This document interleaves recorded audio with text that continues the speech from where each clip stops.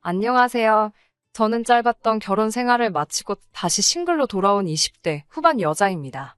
이제는 다 끝난 일이지만 그래도 시아버지의 말 같지 않은 장난 때문에 결국 이혼하게 된 사연을 적어볼까 합니다. 여대를 다니던 저는 아는 선배 언니의 소개로 지금의 남편을 만나게 되었습니다. 어려서부터 화기애애한 가족 사이에서 자란 저는 남편도 저희 친정아버지처럼 유머러스하고 재밌는 사람을 만나는 게 소원이었어요. 그리고 남편은 대학교 개그 동아리 출신이었기에 저는 첫 만남부터 남편에게 호감을 느꼈습니다. 남편 역시 참하고 단정한 저에게 첫눈에 반했다고 하더라고요. 그렇게 저희는 1년의 뜨거운 연애 끝에 결혼을 하게 되었습니다. 남편은 사형제 중 둘째였어요. 다른 삼형제는 모두 머리가 비상하여 해외에서 회사 생활을 하고 있었습니다. 반면에 남편은 공부에는 크게 관심이 없었대요. 그래서 어려서부터 다른 형제들하고 잘 어울리지 못했다고 하더라고요. 형제들이 떠난 이후로는 시부모님과 같이 살았고요. 그렇다 보니 남편과 시아버지는 늘 친구처럼 잘 어울리는 것 같더라고요. 그런데 그게 이런 식으로 부작용이 있을 줄은 정말 상상도 못했습니다. 남편의 프로포즈는 대부분의 여자들이 기대하는 것과는 좀 다른 식이었어요. 사실 저도 보통 여자들처럼 로맨틱한 프로포즈에 대한 환상이 있었죠. 장미꽃하고 풍선 장식 같은 일반적인 그런 거 있잖아요. 그런데 남편은 어디서 이상한 걸 듣고 왔는지 말도 안 되는 상황을 꾸며놨더라고요. 하루는 제가 야근을 하고 집에 돌아오는 길이었어요. 제가 자취를 하고 있었는데 거기가 좀 골목길이라 밤에는 무섭거든요. 그래서 남편에게 전화를 걸며 촉각을 곤두세우고 걸어가고 있었어요. 그런데 그날따라 남편이 전화도 안 받는 거예요.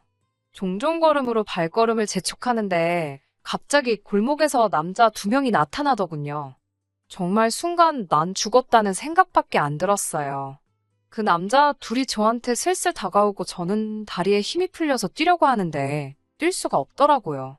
그 순간 남편이 어디선가 튀어나와서는 그 남자들에게 뭐 하는 자식들이냐고 고함을 치더라고요. 그러자 그 남자들이 가자 이러면서 도망을 갔어요. 남편이 저를 구해준 것만 같아서 정말 고맙고 남편이 다시 보였죠. 그런데 결혼식 당일날 신부 대기실에 말쑥한 남자 2명이 들어오더니 저희가 노력한 보람이 있네요라며 킬킬거리더라고요. 알고 보니 남편이 저에게 남자다움을 보여준답시고 그 친구들에게 부탁해 한마디로 연극을 한 거였어요. 순간 그 이야기를 들으니 어이없기도 하고 짜증도 났지만 당장 식장에 입장해야 되는데 못 따질 만한 경황도 없었네요. 남편도 아기가 있어서 그런 장난을 친 건 아니었을 테니 도를 좀 지나친 우리만의 추억 정도로 간직하려고 했습니다. 그런데 결혼 생활이 계속되면서 이게 남편만의 문제가 아니라는 걸 알게 됐어요. 특히 시아버지께서는 정말 쳐도 되는 장난과 안 되는 장난에 구분이 없으세요. 일단 본인이 재밌다고 생각하시면 상대가 어떻게 생각하든 개의치 않고 시도하시거든요. 한 번은 시아버지께서 새 잠바를 하나 사고 싶다고 하셔서 제가 모시고 백화점에 간 날이었어요. 한 매장에 들어가서 이것저것 골라드리고 있는데 점원이 따님이신가 봐요 라고 묻더라고요. 그래서 제가 며느리예요라고 대답하려는데 시아버지께서 대뜸 내 둘째 마누라요. 이쁘지? 라며 제 허리를 끌어당기시더라고요. 제가 마른 체형이다 보니까 시아버지에게 쑥 끌려 당겨갔죠. 제가 당황해서 아버님 왜 이러시냐고 하자 우리 마누라가 쑥스러움을 많이 탄다며 낄낄 웃으시더군요. 당황한 점원에게 제가 며느리예요. 며느리라며 시아버지 팔을 뿌리쳤어요. 그러자 점원도 난처한 듯 웃으며 아버님이 장난기가 많으시네요. 이러는 거예요. 얼마나 창피하고 짜증이 나던지 집에 돌아와 남편에게 하소연을 했습니다. 하지만 이야기를 들은 남편은 시아버지가 얼마나 제가 예쁘면 그러겠냐면서 알았어.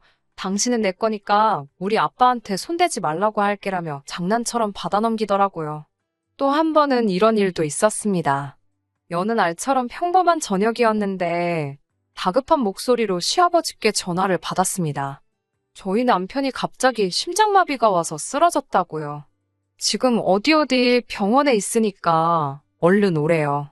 저는 이게 갑자기 무슨 말은 하늘에 날벼락인가 싶었어요. 집에서 신고 있던 실내화도 제대로 갈아 신지도 못하고 차키랑 핸드폰만 챙겨서 미친 듯이 병원으로 향했습니다. 병원 응급실에 도착해 남편을 찾는데 아무도 모르고 보이지도 않더라고요.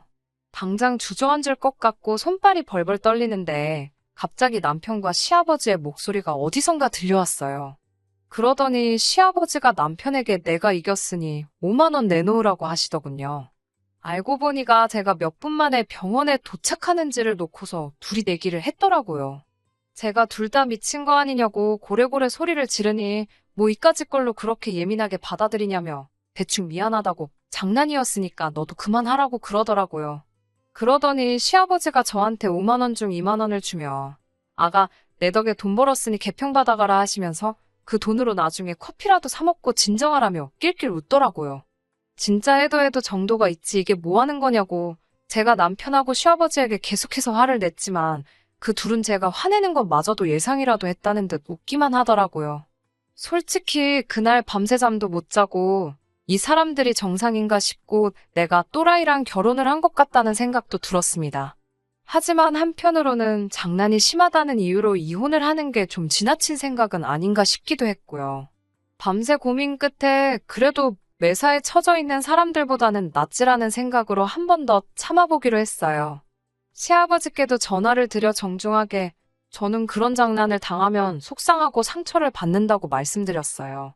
저한테는 제발 장난치지 말아달라고 말이죠. 그러자 시아버지도 알겠다. 너한테는 이제 그만하마라고 약속하셨고요.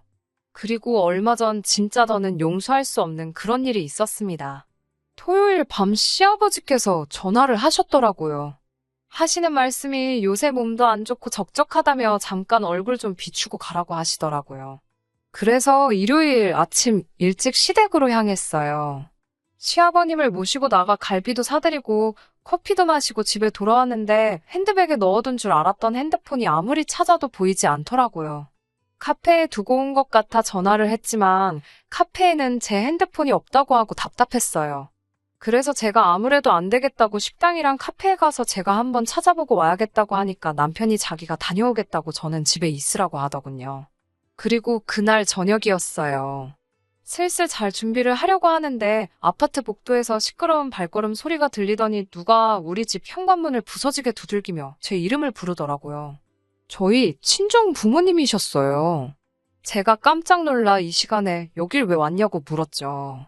참고로 저희 친정은 저희 집에서 2시간 넘는 거리에 있어요.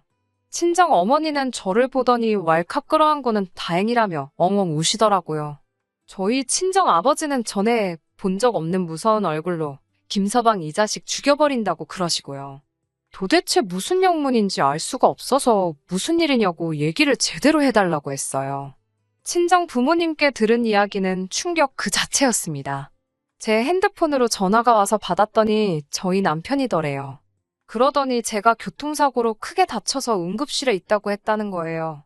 불이 나게 남편이 오라는 병원에 도착했는데 남편이 시아버지랑 심각한 얼굴로 저희 부모님께 많이 놀라셨나고 묻더래요. 당연히 저희 친정 부모님은 일단 저 좀 보자고 어딨냐고 저를 찾으셨고요. 그런데 자꾸 말을 돌리고 저를 안 보여주니까 너무 이상하더래요. 저희 친정 부모님은 이미 저희 남편이나 시아버지가 지나친 장난을 자주 친다는 사실은 알고 계셨거든요. 그래도 설마 같은 자식 가진 부모로서 그런 거짓말을 하겠냐 싶었는데 그 순간 웃음을 못 참는 저희 남편을 보고는 속았다는 걸 눈치채셨다고 해요. 친정 아버지가 남편의 멱살을 잡고 너 이 자식 내가 죽여버리겠다고 우리 딸 어딨냐고 하자 놀란 남편이 이것부터 놔주시면 바로 말씀드린다고 하더래요. 그래서 나중에 집에 있다면서 두 분이 따님을 얼마나 사랑하는지 궁금해서 해봤다고 말도 안 되는 궤변을 늘어놓더랍니다. 친정 아버지 입장에서 차마 사돈을 때려 눕힐 수도 없고 넌 이따 보자라는 심정으로 자리를 뜨셨대요. 그래도 불안한 마음이 가시질 않고 제가 괜찮은지는 확인해야겠다 싶어서 저희 집으로 바로 달려오셨다고요. 우는 친정어머니와 분노하는 친정아버지를 보고 있으니 제가 보통 미친 사람하고 결혼한 게 아니라는 생각이 들더라고요. 저와 친정부모님은 바로 시댁으로 향했습니다. 시어머니는 저희 셋을 보더니 크게 한숨을 내쉬고는 죄송하다고 한마디 하고 자리를 피하시더군요. 무슨 일이 있었는지 이미 아시는 눈치기도 했어요.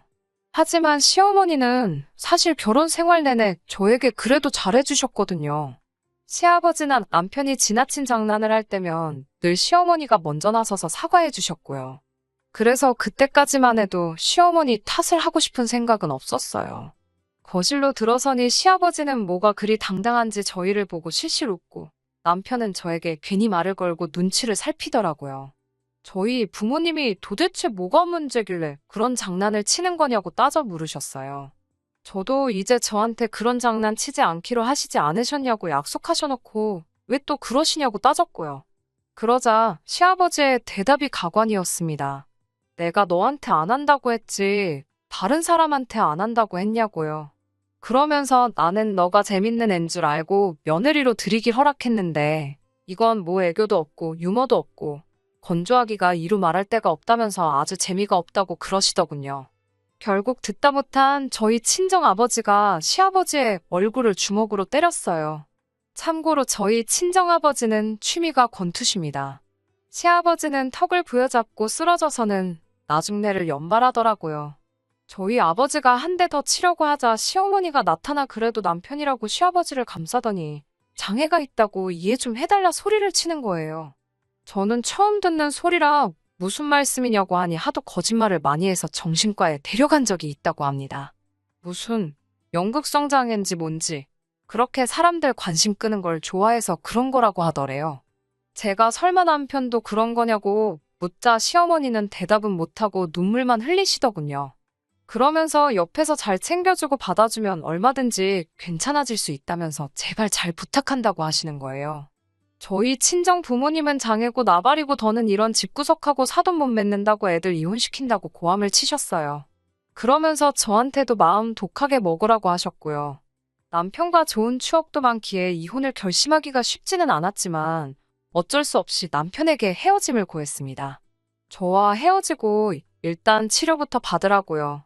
남편은 자기가 어떻게 돼도 상관없는 거냐고 저에게 묻더군요. 하지만 저는 남편에게 아무 일도 없을 거라는 확신이 있었기에 이혼하고 말았습니다. 남편 동아리 동기들에게 들으니 남편과 시아버지는 결국 나란히 병원에 입원해 치료를 받기 시작했다고 해요. 결정적인 이유는 또 한 번 말도 안 되는 장난을 쳐서 시어머니가 결국 정신적 충격으로 쓰러지셨거든요. 미국에 살던 남편의 형제들이 한국에 들어와 두 사람을 입원시키는데 동의했다고 합니다. 제발 그 둘이 잘 치료받아서 다른 사람들과 진심을 나누고 행복하게 살 수 있으면 좋겠네요.